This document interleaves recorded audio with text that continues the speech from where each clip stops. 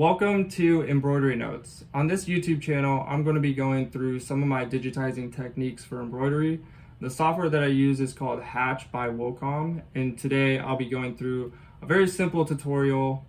We're going to be using just a base tatami stitch. We're going to do a satin letter, and then we're going to do a little border around the circle.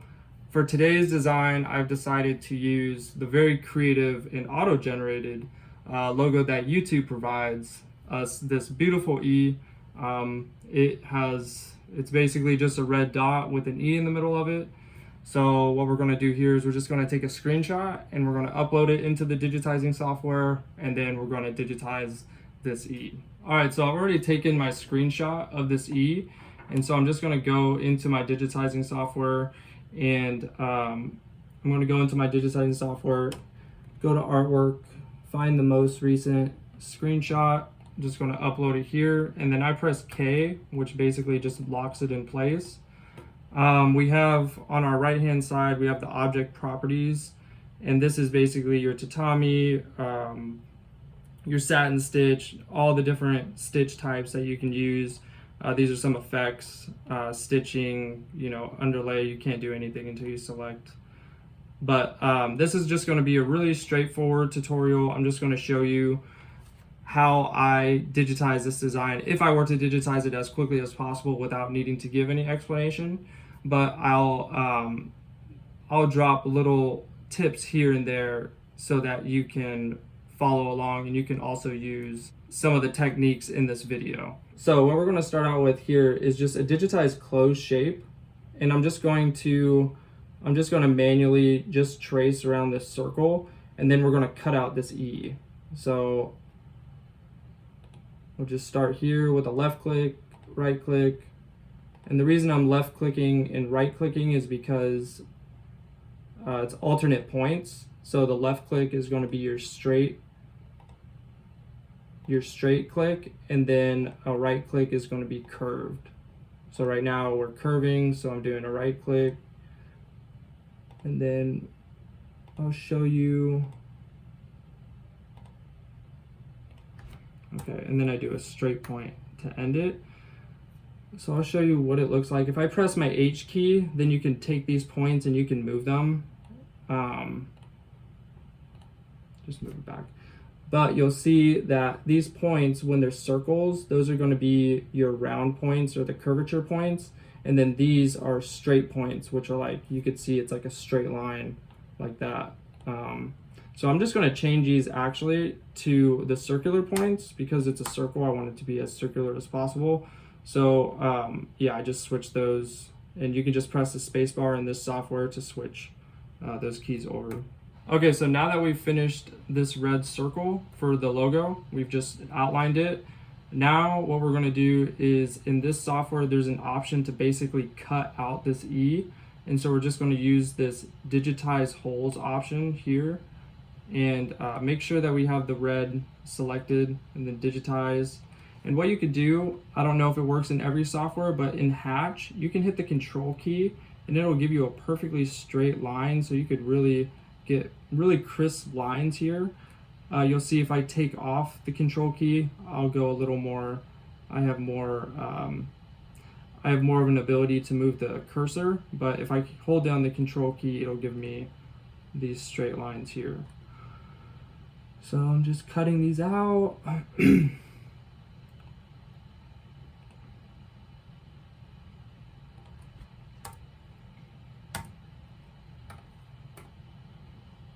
All right, and now this is what it looks like. So the E is cut out there in the middle, and what we're going to do is we are now going to do our white stitch. We're going to do a white stitch, a closed shape, and then we'll see what we could do with this if we want to get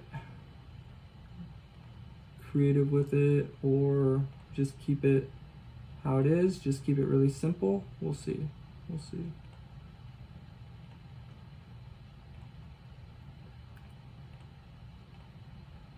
Something I want to mention, like, I'm digitizing this very simple design here, but the reason I'm digitizing this design, there's many ways that you can digitize. There's so many different methods.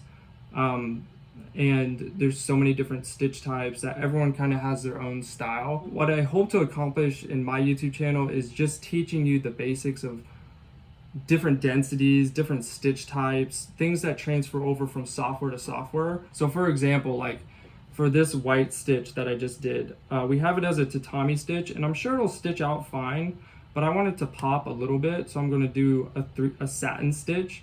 Another thing that we could have done differently is, you see how this is all stitched, like the angles are all going the same direction. We can make an adjustment and add stitch angles to change that. So for example, I want this to be 90 degrees, I want this to be 90 degrees, I want this to be 0 degrees, 0 degrees, 90 degrees. You can kind of do things like that to mess around in your software. You can do stuff like this to get a little more creative, and there's a lot of different features, and mine's probably not even the most advanced software. I feel like this is a pretty basic software that I work on, so I think it's a good one for beginners.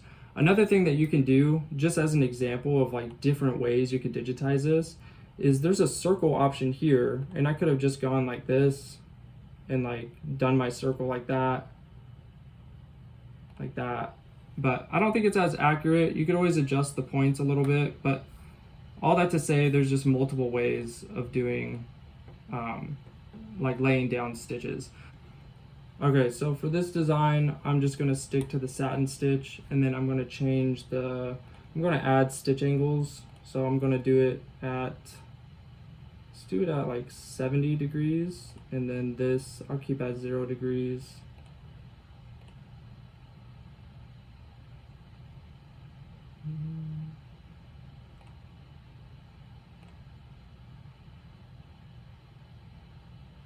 And this is something you could change after as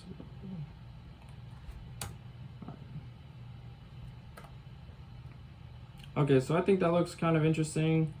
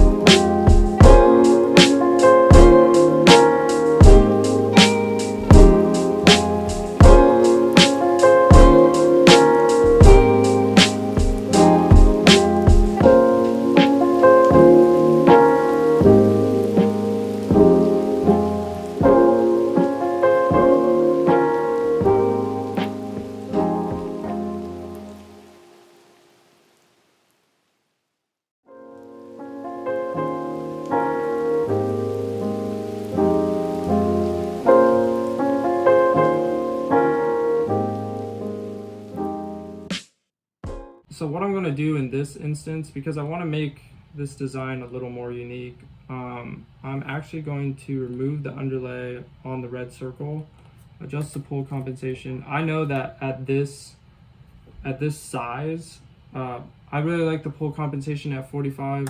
That's typically what I just set it to in this instance. And then I'm going to reduce the density to 1.7 to 2.7, and I'm going to use this as an underlay. So I'm going to angle it at 90 degrees. And what this is going to do is, it's just going to give me basically like a tack down stitch. The reason that I set my own underlay is because in the past, I've used the underlay that the software has automatically provided, and it's just caused all sorts of troubles when stitching on my garment.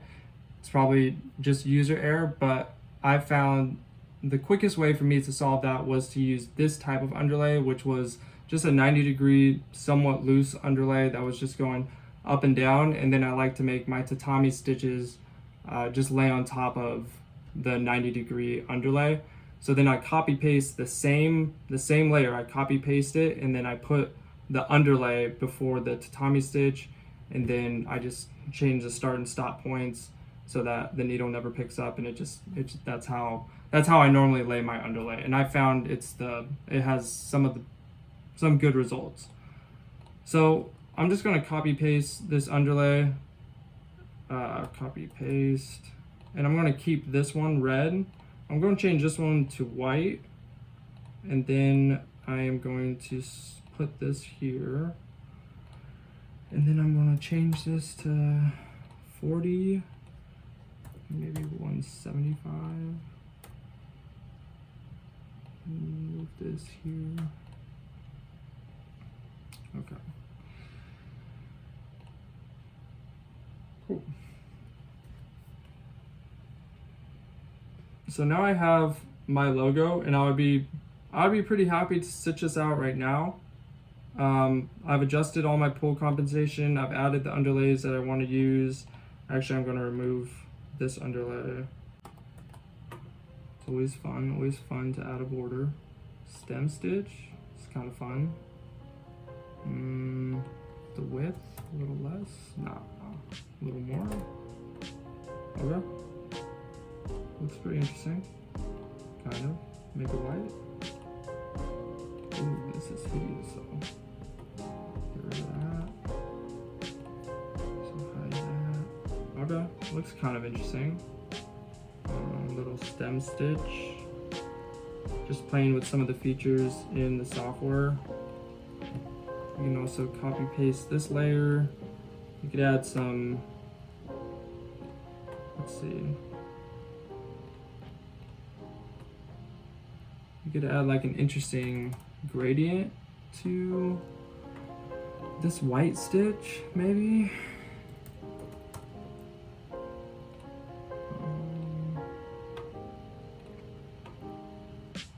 Okay, change the stitch angle.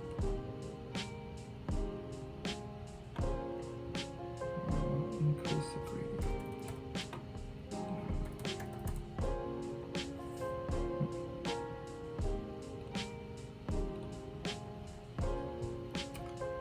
I'm just trying to make it look a little more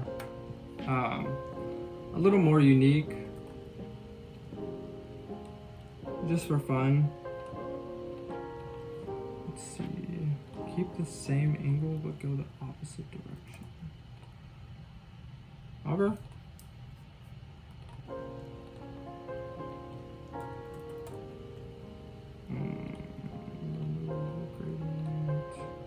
Ooh, maybe I'll do this at like 100. Enter this one at like 95. Oh, that's kind of interesting. Okay. But then you could barely see the E. What if we make the E red? No. Can't do that. Oh, we can make these colors. Okay, let's see. Oh, we can make these colors black, maybe. So this one, I'm gonna group the E together just so I know that's where it is. This is the stem stitch. I want to change this all to be in black. That's kind of interesting.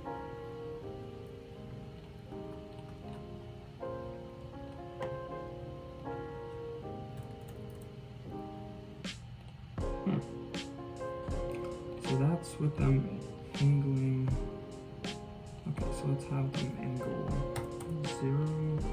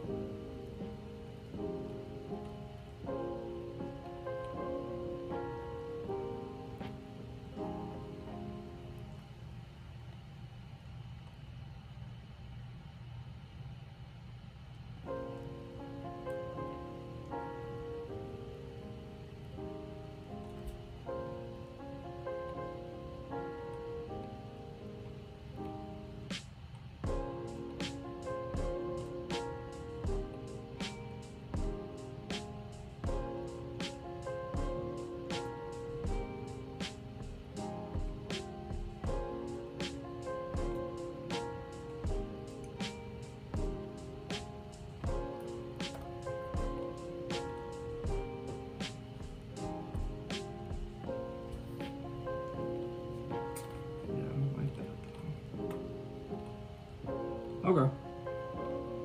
So I just changed the color to be red. So it doesn't make that big of a difference, but yeah, we added some effect on top, some texture. If we make it black, you can see the detail a little better. So this Florentine effect is, well, actually I'm gonna see if I wanna switch this now. See if anything, 15, 16. Oh, that's kind of cool. Okay. It's kind of interesting. So I'm going to keep this how it is, and then I'm going to see about this border. I don't know if I like the stem stitch. The spacing. What can we do with the spacing? Okay. Oh, so it's just less spacing. 90 degrees would just be. Oh.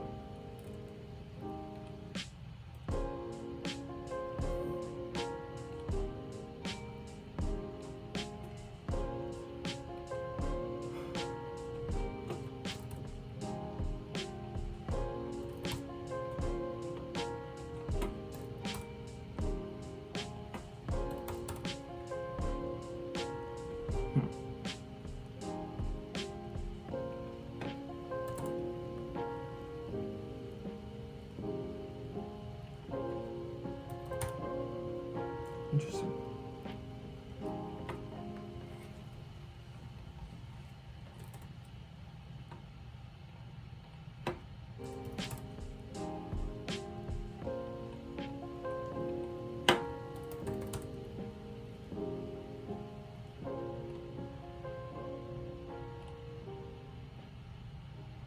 It looks pretty interesting, but I'm just going to delete everything that I just added to it.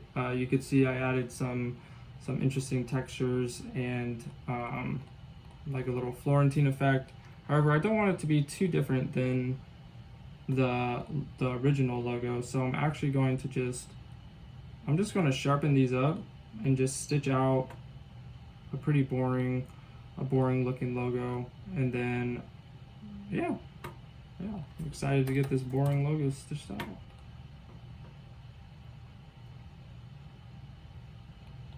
We'll adjust this border. I like to use 33 millimeters, and then for this width, I'm just going to put 3 millimeters, and then we're going to do a double zigzag with an edge run and then I'm just going to do a pull compensation of 35.